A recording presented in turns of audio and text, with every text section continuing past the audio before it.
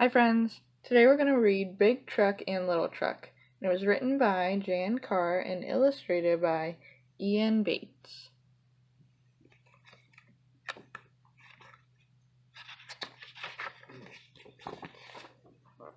Big Truck and Little Truck worked on Farley's farm. Big Truck taught Little Truck everything he knew. He taught him how to carry crops. He taught him how to cart equipment. He even taught him how to help Big Freddie Farley and Little Fred Farley stake scarecrows in the field.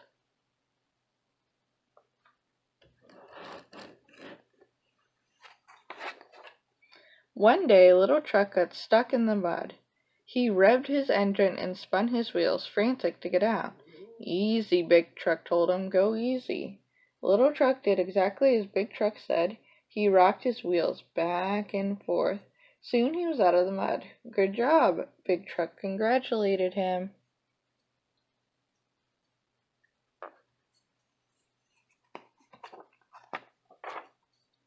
The next day was market day. Little Truck had never gone to the market before.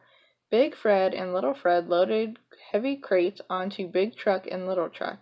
The crates were filled with fruit and vegetables to bring to the city. Those trucks look pretty full.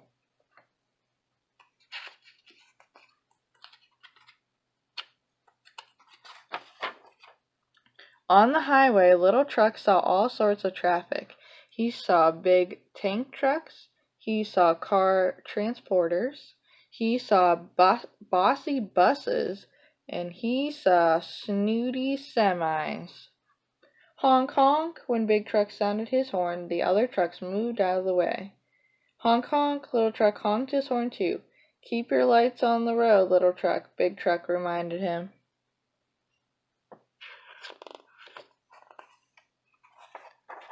All that summer, Big Truck and Little Truck hauled peaches and watermelons, snap peas and corn. When autumn came, they hauled pumpkins, parsnips, and bushel baskets brimming with Brussels sprouts. One afternoon, Big Freddie Farley climbed aboard Big Truck. "Tree down in the North 40, he said. "Need a big truck to do a big job." He and Big Truck drove off alone. Little Truck tried to be brave. How would you feel if you couldn't go? How do you think Little Truck's feeling? Oh, look at the face on Little Truck. Big Truck will only be gone a few hours, he tried to reassure himself, but those hours seemed to stretch on, as long as the afternoon shadows. That night, when Big Truck came home, his engine made a raspy spit and sputter sound. Said Big Fred Farley. "Maybe I worked the truck too hard." "Could be the carburetor," said Little Fred. "Maybe it's the distributor," said Big Fred.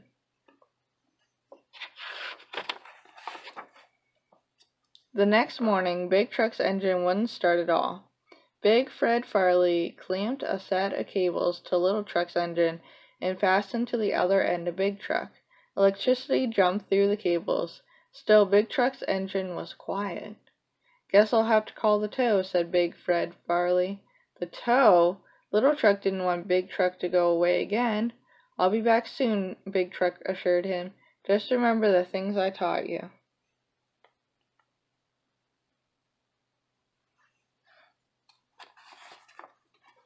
When the tow arrived, a man jumped out, hitched a hook under Big Truck's fender. Little Truck tried not to cry, but tears welled under his wipers. "There, there, sonny," said the tow truck. "Don't go rusting out your lights. We'll have your pop back in no time." Little Truck watched as Big Truck rolled helplessly down the muddy, leaf-strewn road.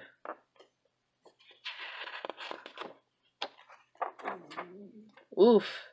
Little Truck didn't have time to stand around feeling glum. Little Fred Farley was already loading him up. "Today's market day," said Little Fred. "With Big Truck gone, you'll have to haul twice the load." Market? Little Truck had never gone to the city by himself before. Big Truck had always been there to tell him what to do. The day was dizzy, and the traffic on the road to the city was heavy. Big bully trucks barreled down the highway, thundering in and out of the lanes. They cut right off in front of Little Truck. "Honk, honk!" cried Little Truck, but the other trucks paid no attention. Little Truck tried to remember what Big Truck had taught him. "Keep your lights on the road," he chanted. "Keep your lights on the road."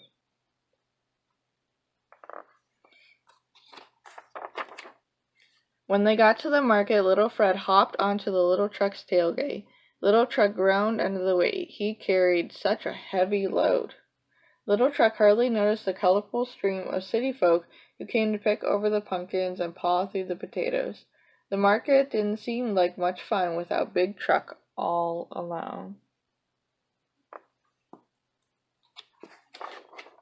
That afternoon, the road home turned dark, and icy rain began to fall. Little Truck skid off the road and slid into a ditch. He gunned his engine and spun his wheels, sinking deeper into the mud. Then Little Truck remembered what Big Truck had taught him. "Easy, go easy," he repeated to himself. He rocked his wheels slowly and rolled himself out of the ditch. He climbed wearily back to the road. Little Truck felt tired, so tired he could hardly keep his lights focused. He wanted to tell Big Truck everything that happened. He hoped that Big Truck would be waiting for him when he got to the farm. But when he got home, the drive was still empty. Little Fred Farley hopped out of the cab. He hosed down Little Truck and wiped him with a soft cloth. "Good job today," he said. He gave Little Truck a pat on the hood. But Little Truck wanted Big Truck to know he had done a good job. He stared down the road that led to the farm. When would Big Truck be home? The next day, Little Truck worked in the fields from dawn till dusk. The next day after that, he carted in the cabbage crop. On the way back to the barn, Little Fred Farley pulled over to talk to Big Fred. "Any word on the truck?" said Little Fred. "Another day at the shop," Big Fred answered. Little Truck's engine raced excitedly. "One more day. Only one more day." Early the next morning, his friendly face on the sun smiled down from the sky.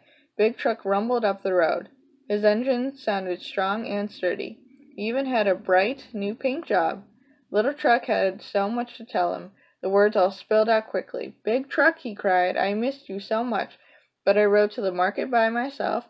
All on the way back I fell in the ditch, and I had to rock my wheels to get out." "I knew you could do it," Big Truck said proudly. Still, there was no time for the trucks to idle and chat. Not on Farley's farm. Little Fred and Big Fred were already loading them up. Big Truck and Little Truck rode off to work, bumping and bouncing over the furrows in the field. Big Truck was gleaming and Little Truck was beaming as their engine hummed happily together. So Little Truck learned that he could do it without Big Truck, but sometimes it's just more fun with friends. Alright, I hope you enjoyed our story.